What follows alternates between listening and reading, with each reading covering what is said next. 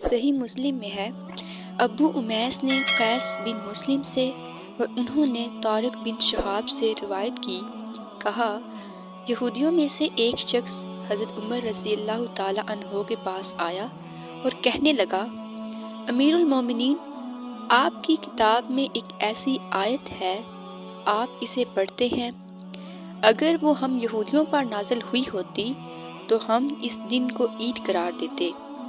آپ رضی اللہ تعالی عنہ نے پوچھا، وہ کون سی آیت ہے؟ اس نے کہا، آج میں نے تمہارے لیے تمہارا دین مکمل کر دیا اور تم پر اپنی نعمت تمام کر دی اور تمہارے لیے اسلام کو دین کے طور پر پسند کر لیا۔ تو حضرت عمر رضی اللہ تعالی عنہ نے کہا، میں وہ دن بھی جانتا ہوں جس میں یہ نازل ہوئی، وہ جگہ بھی جہاں یہ نازل ہوئی۔ یہ آیت عرفات میں جمعہ کے دن رسول اللہ صلی اللہ علیہ وسلم پر نازل ہوئی تھی۔